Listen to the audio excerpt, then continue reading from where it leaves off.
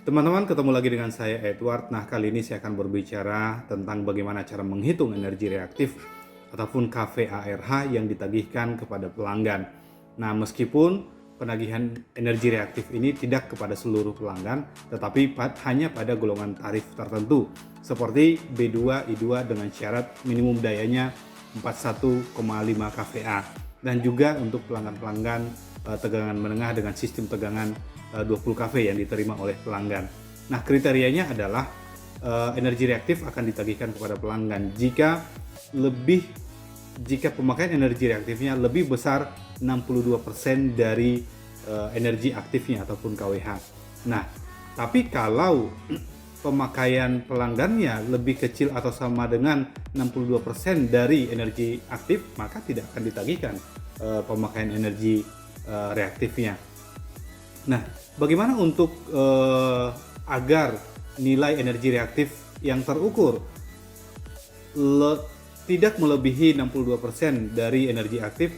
Maka secara teknis nilai KOSPI yang diukur oleh PLN pada alat ukur transaksi harus minimum 0,85. Jadi kalau bisa pengukuran KOSPI-nya lebih besar atau sama dengan 0,85.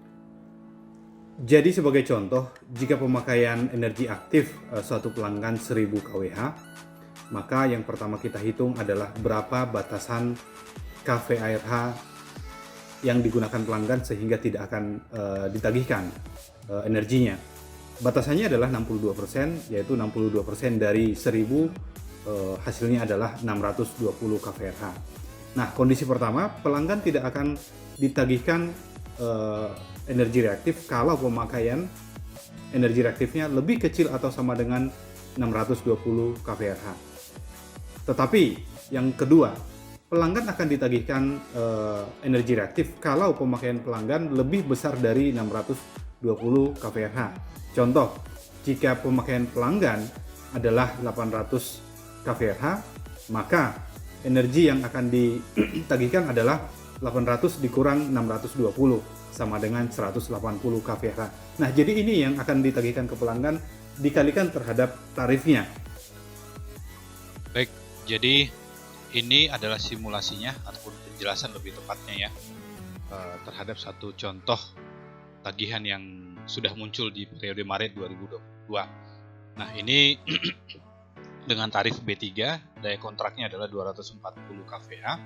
Kemudian ini tarif rupiah per kVARH-nya, faktor kali di kWh meter.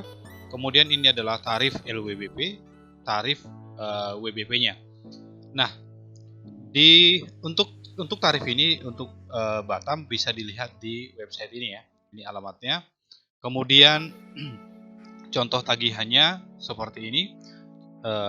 Jadi total tagihan 38.392, yang mana energi aktifnya hanya 6,8 juta tetapi energi reaktifnya 19 juta. Nah, ini terlalu mahal sekali ya. Ya, seharusnya energi reaktif ini bisa dihilangkan. Nah, kemudian kita bisa melihat ini nilai stand meternya di sini. Nah, kita lihat formnya. Nah, jadi di sini sudah saya buatkan sudah saya buatkan rumusnya. Ini kita masukkan nilai saldo awal atau stand awal LWBP seperti ini. Stand awalnya ini ya. Ini stand awal LWBP. Kemudian stand akhir LWBP-nya ini diambil dari ini, kita masukin yang ini ya. Kemudian berikutnya stand awal waktu beban puncak WBP ini diambil dari nilai ini 1,42. Dan kemudian stand akhir WBP-nya diambil dari nilai ini 2,29. Nah, kemudian stand awal KVARH-nya ini stand awal KVARH-nya. Kemudian stand akhir KVARH-nya diambil dari nilai. Nah, ini faktor kali ya. Jadi nanti energinya adalah pengurangan dari stand akhir ini dikurang ini dikalikan terhadap faktor kali, itulah energinya. Nah, seperti itu. Jadi setelah kita mengisi ini ya, semua yang merah di sini, maka akan muncul LWBP-nya, energinya adalah 4060 kWh, WBP-nya 1740 kWh, ini formnya ya, rumusnya. Kemudian total kWh-nya adalah 5800. Nah, kemudian batasan angka 62% itu adalah ini ya, 62% dari total kWh-nya, yaitu 3596.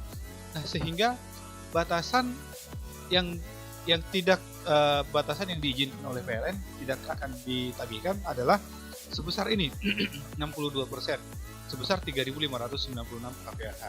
Nah, sementara nilai kWh-nya yang terukur 20.980, maka 20.980 ini dikurangi dengan yang 3.500. Nah, formulanya bisa seperti ini juga. Nah, ini secara formula. Nah, rupiah kWh yang tadi ya 6.800, tetapi rupiah kVRH yang ditagihkan 19 juta. Nah, seperti itu. Jadi seperti itu pada prinsipnya perhitungan kVRH-nya. Kita ulang, setelah dimasukkan semua stand meternya, maka dihitunglah nilai total kWh-nya sebagai referensi. 62% diambil adalah 3.596. Jadi sebesar 3.596 kVRH inilah yang jika digunakan pelanggan tidak akan ditagihkan. Tetapi jika melebihi nilai ini maka akan ditagihkan. Dan pada faktanya energi reaktifnya 20.980. Maka yang ditagihkan adalah sebesar 20.000 dikurang ini 3.596, hasilnya adalah 17.384 kWh. Maka dikalikan terhadap ini, dikalikan terhadap tarif 117, hasilnya adalah 19.417.908. Nah, ini energi reaktif yang dibayarkan oleh pelanggan. Nah, jadi seperti itu ya teman-teman. Tadi saya sudah menjelaskan yang pertama bagaimana kriteria pelanggan ditagihkan energi reaktif, yaitu melebihi pemakaian energi reaktifnya melebihi 62% dari energi aktifnya. Kemudian yang kedua, simulasi secara detail perhitungan energi reaktif yang ditagihkan kepada pelanggan.